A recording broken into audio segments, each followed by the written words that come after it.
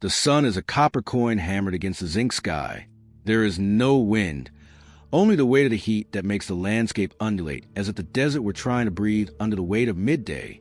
A bay horse, its flanks glistening with sweat and salt, walks slowly. Above it, a man leans forward, his worn felt hat hiding his eyes. He doesn't hold the reins firmly. His hands are wrapped in dirty bandages that were once white. With each step the animal takes, a solitary drop of blood falls onto the red sand, creating a small crater that the wind quickly erases. In the distance, the rock formations of Monument Valley rise like stone sentinels, indifferent to the drama unfolding on the ground. The only sound is the hypnotic rhythm of hooves. Clot, clot, clot, clot. Suddenly, the horse stops. Its ears roll back. The man raises his head, revealing a face scarred and dusty. He gazes at the horizon, where the glint of metal reflects the sunlight. This is no chance encounter. 3 vultures circle overhead, tracing perfect rings in the infinite blue. On the ground, 3 men block the path. They don't move. They stand before an overturned wagon carcass, its wooden wheels still turning slowly, moved by a ghostly breeze. The man on the bay horse reaches for the wooden butt of his gun. The leather of the holster creaks, a sharp sound that cuts through the air like a scream. The other 3 raise their rifles in unison. Time seems to dilate. Sweat trickles down the traveler's temple, tracing a clean path on his dirty skin. He closes his eyes for a brief second, feeling the weight of the metal, the smell of burnt gunpowder that still permeates his clothes, and the vibration of the earth beneath the horse's hooves. A finger pulls the trigger. The hammer of the gun rises. Silence explodes. The dry crack of a revolver shot echoes off the canyon walls, immediately followed by the roar of rifles. The bay horse neighs and rears, throwing the man to the ground as bullets raise clouds of sand around him. The traveler rolls in the dust, drawing his second weapon with fluidity that defies the pain in his bandaged hands. 2 quick shots. One of the men in the wagon falls backward, disappearing into the shadow of the wooden structure. The second retreats, seeking shelter behind a broken wheel.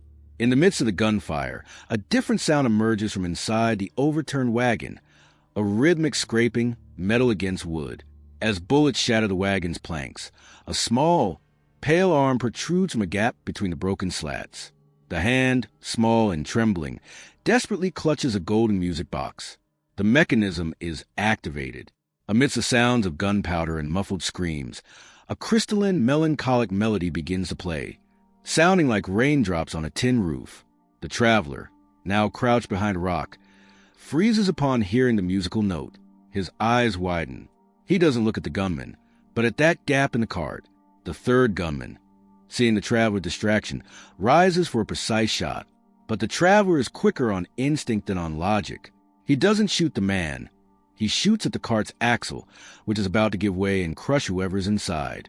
Though it gives way, the cart tilts a few more centimeters, creating a protective angle. The traveler receives an impact on the shoulder.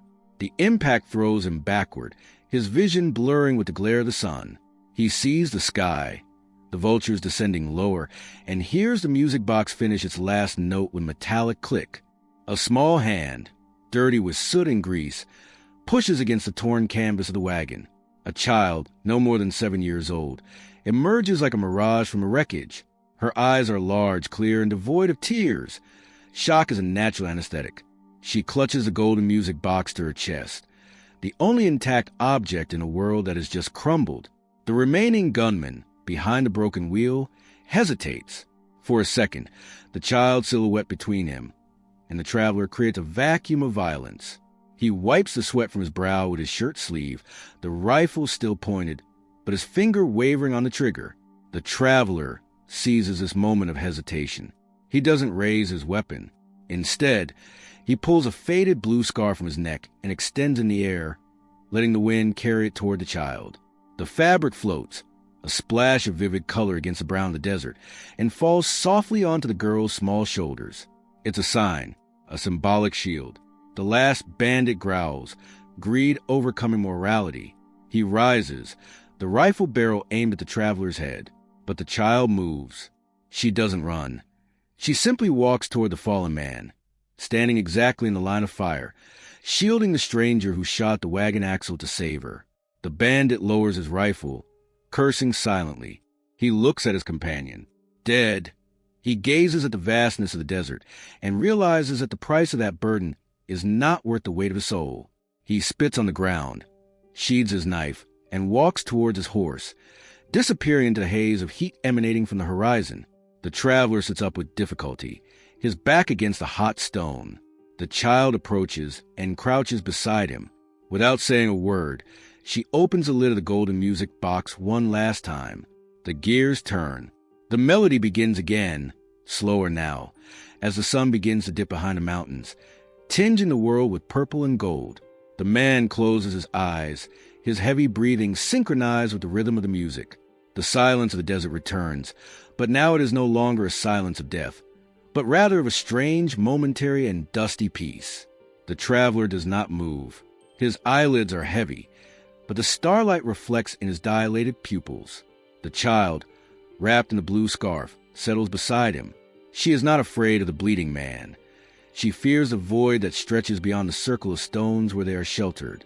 With a Herculean effort, the man uses his good hand to grope inside the leather coat. He pulls out a small tin canteen and offers it to the girl. She drinks, the sound of the water going down her dry throat, the only noise for miles.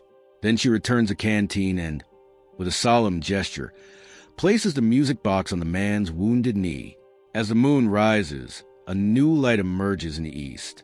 It is not dawn. It is a trembling orange, persistent glow. The traveler narrows his eyes. He knows that glow. It is not a traveler's camp.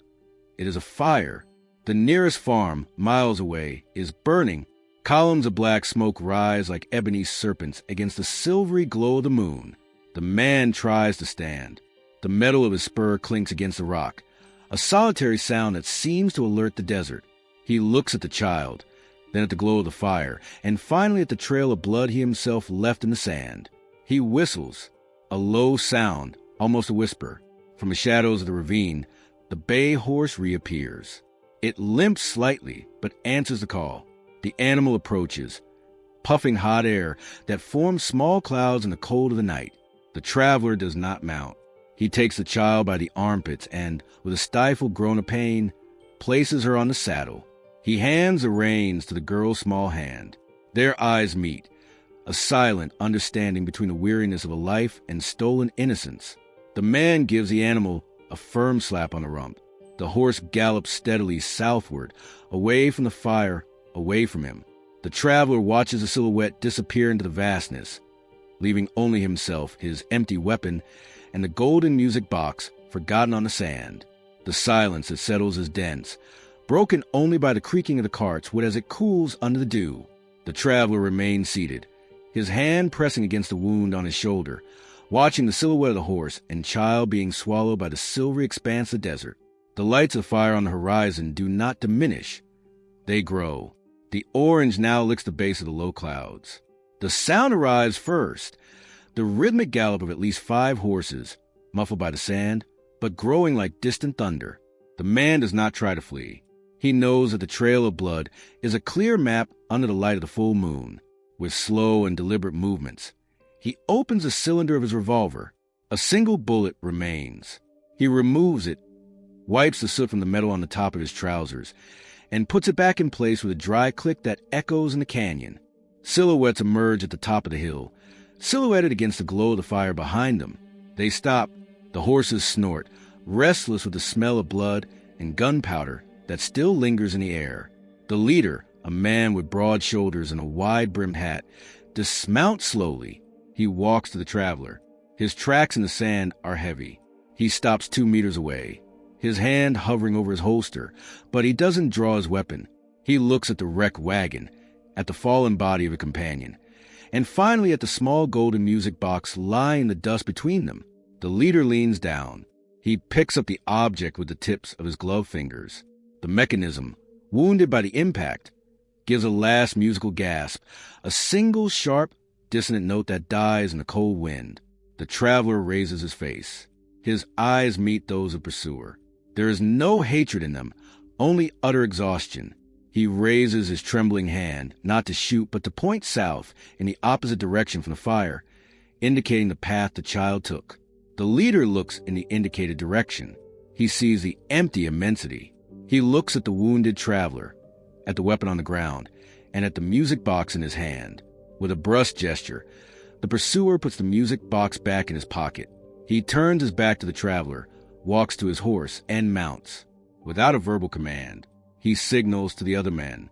They turn around and gallop off, not toward the child, but back to the fire consuming the farm. The traveler is left alone.